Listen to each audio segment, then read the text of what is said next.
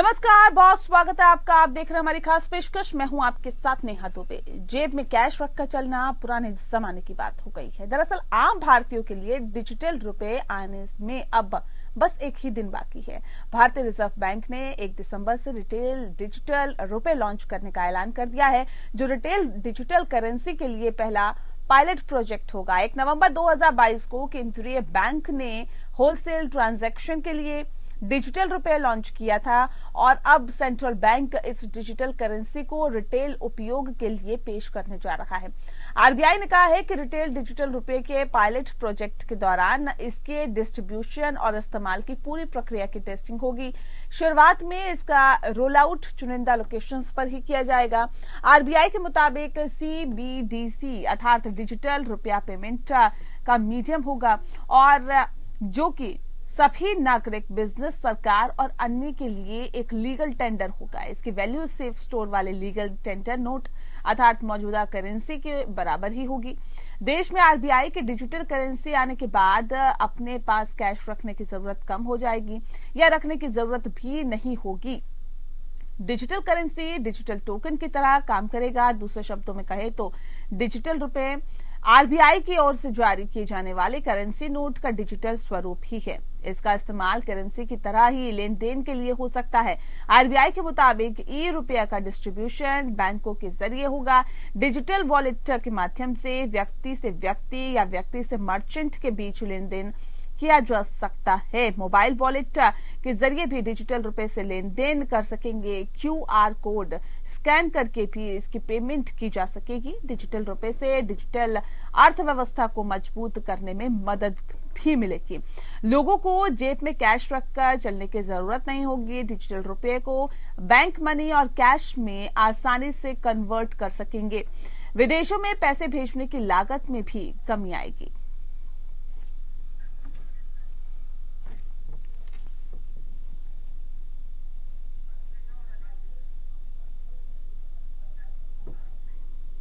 और चलिए इस विषय पे आज हम तफसील से चर्चा करते हैं। खास मेहमान हमारे साथ मौजूद हैं, उनसे आपका परिचय करा देते हैं। और इस वक्त हमारे साथ आकाश जिंदल जी हैं, जो कि अर्थशास्त्री हैं। बहुत स्वागत है आपका सर।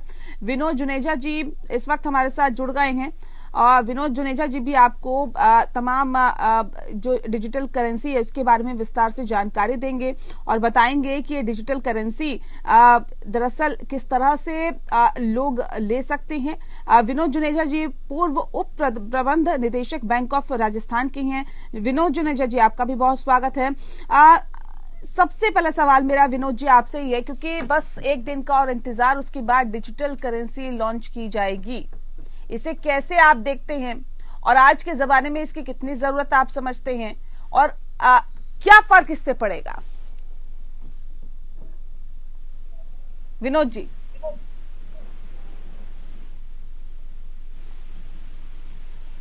विनोद जुनेजा जी आवाज मिल पा रही है आपको? चलिए, लगता है आवाज उन तक नहीं पहुंच पा रही है। आकाश जी लगातार हमारे साथ जुड़े हुए हैं। आकाश जी, अर्थव्यवस्था के लिहाज से डिजिटल करेंसी का आना क्या शुभ संकेत माने, क्या बेहतरी के लिए एक कदम माने, क्या सरकार का? बिल्कुल, ये इकोनॉमी की बेहतरी के लिए बहुत बहुत अच्छा कदम है। ये हमें डिजिटल इंडिया की तरफ बढ़ाएगा, डिजिटलाइजेशन की तरफ बढ़ाएगा।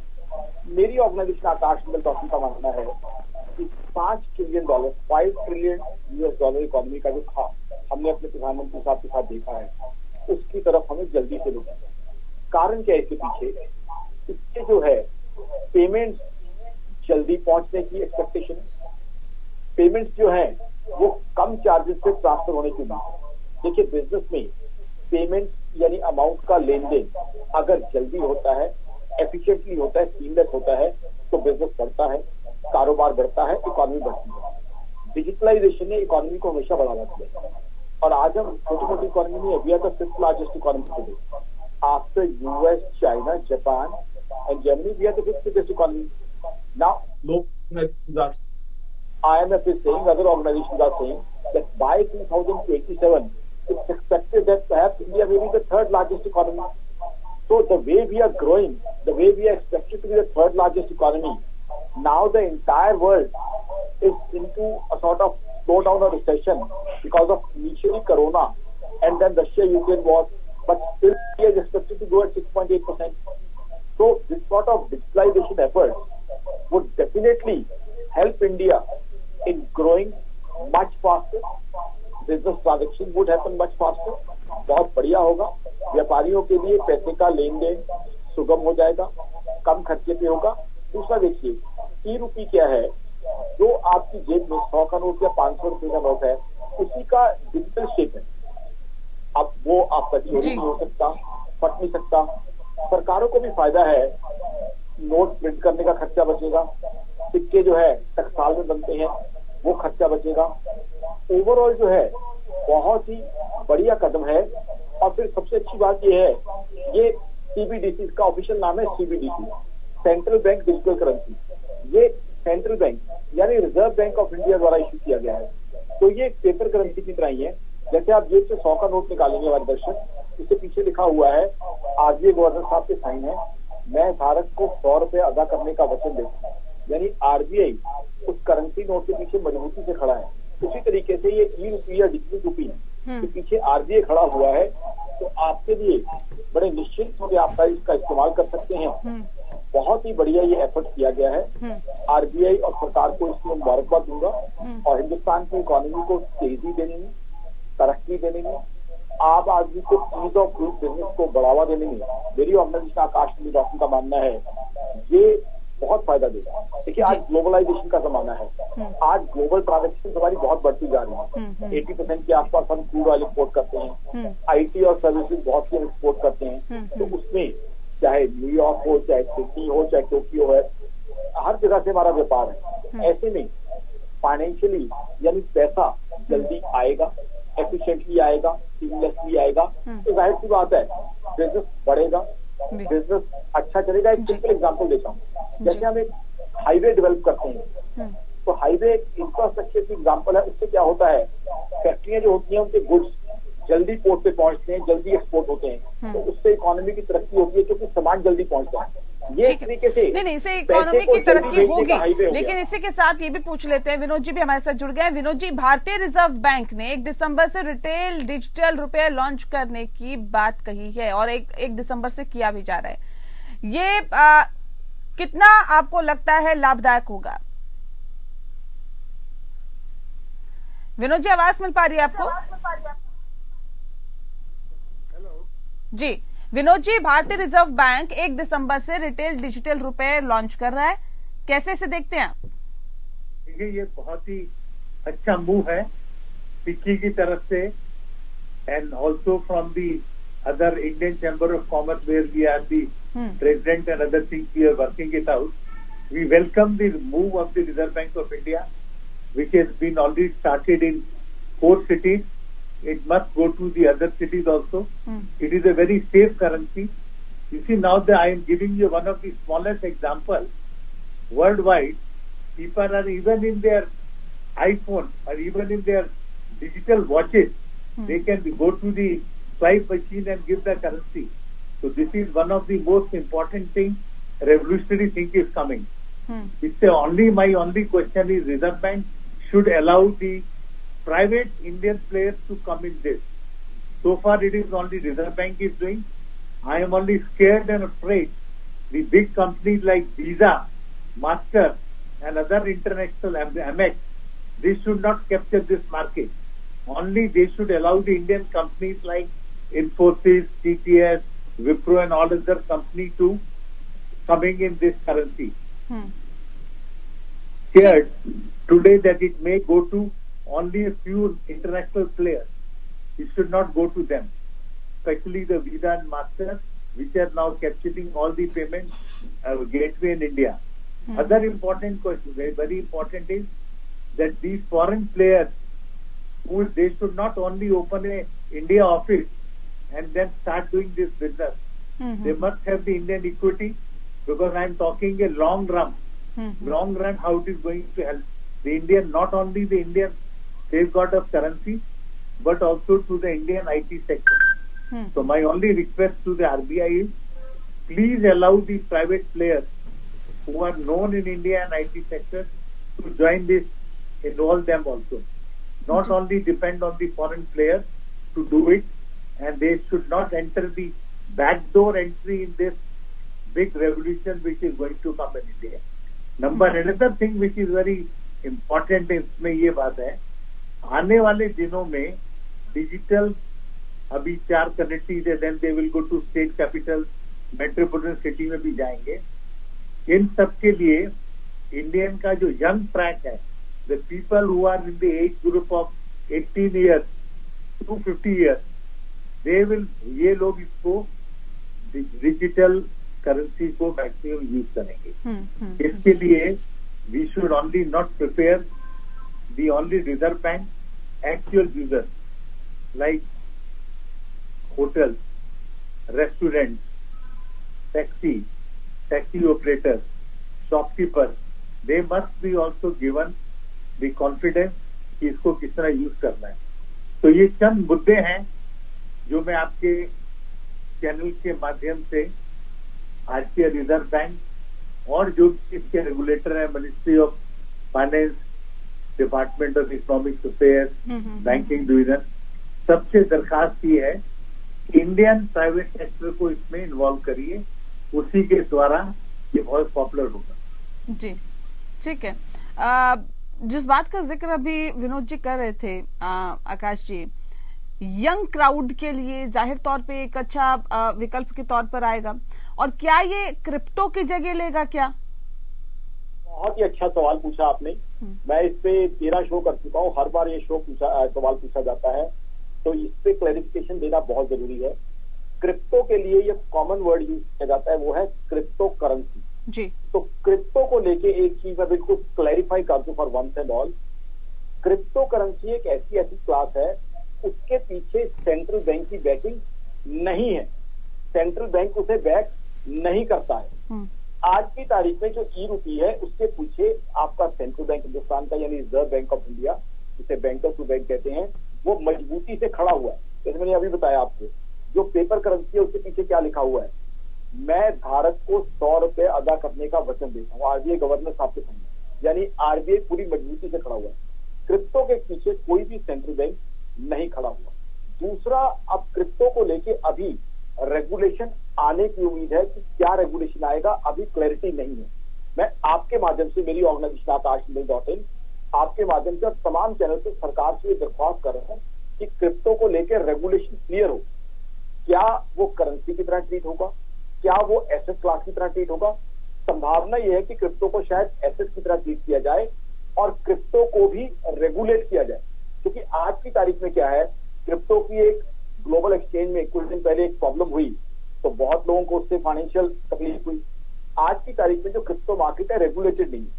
क्रिप्टो मार्केट के अंदर रेगुलेशन आनी चाहिए, ताकि जो क्रिप्टो एक्सचेंजेस हैं, क्रिप्टो जो ब्रोकर्स हैं, क्रिप्टो इन्वेस्टर्स हैं, उनको सबको डूज एंड डू नॉट पता होने चाहिए कि क्या हमारे लिए रेगुलेशन है, क्या हमारी रिस्पॉन्सिबिलिटी है, क्या एबिलिटी है जी. और अगर किसी को कोई ग्रीवेंस है, किसको कोई कंप्लेंट है, वो कहाँ रिड्रेसल कर सकता है. जैसे आज मैं एग्जांपल दूंगा आपको, क्रिप्टो मार्केट को मैं कंपेयर करूंगा शेयर मार्केट से.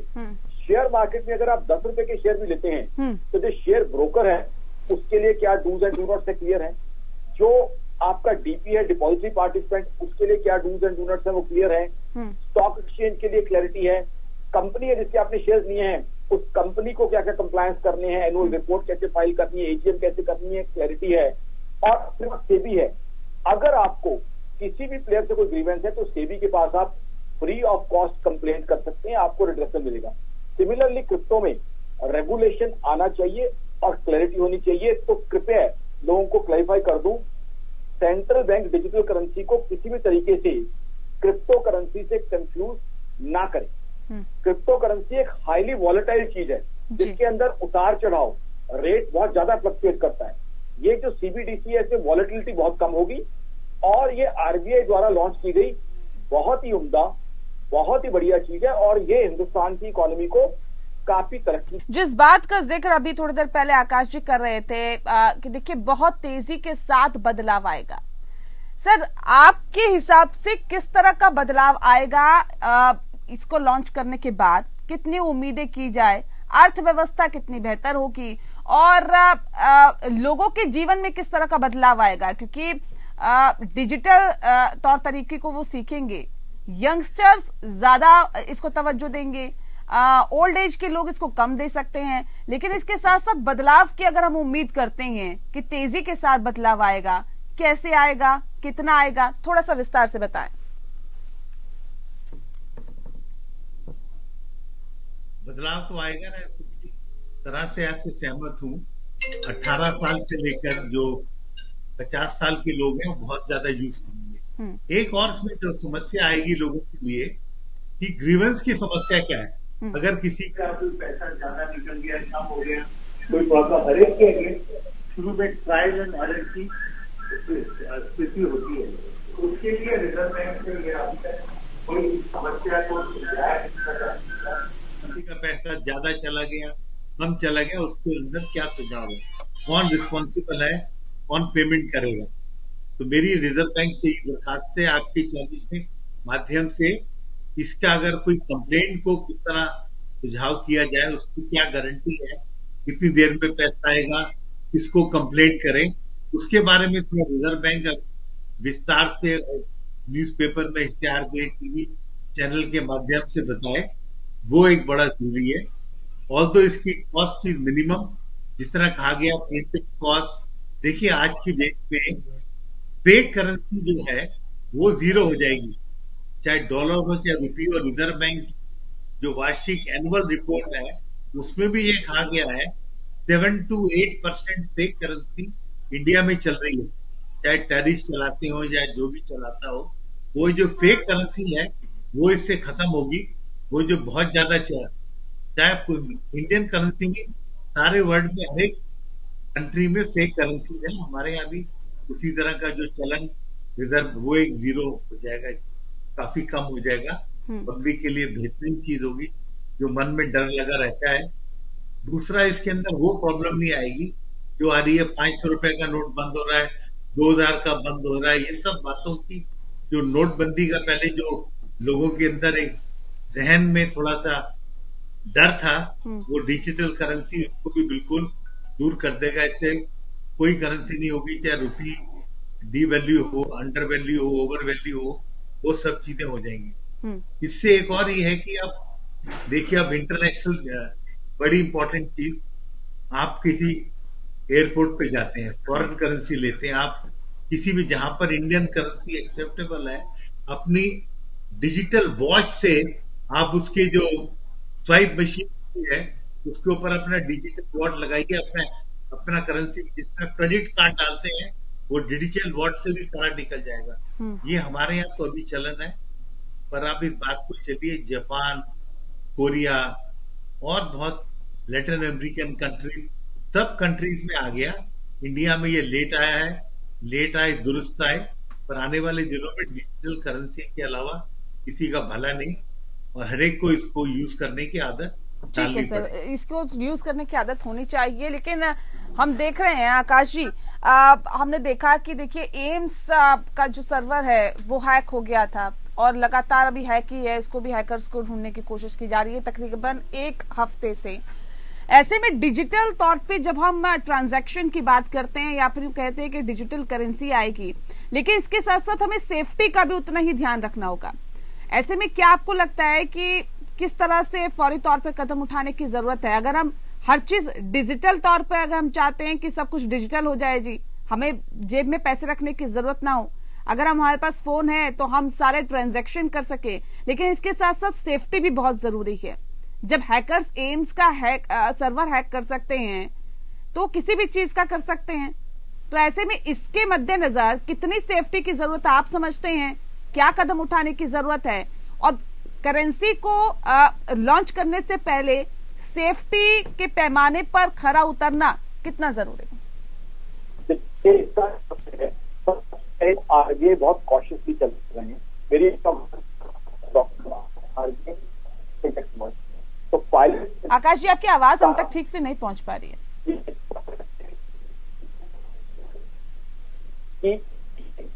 ये और क्या दिक्कतें जो हैं वो सामने आती, और साथ ही साथ आगे मुद्दों को रिजॉल्व करते हैं। दूसरी बात आ गई साइबर इश्यूज की।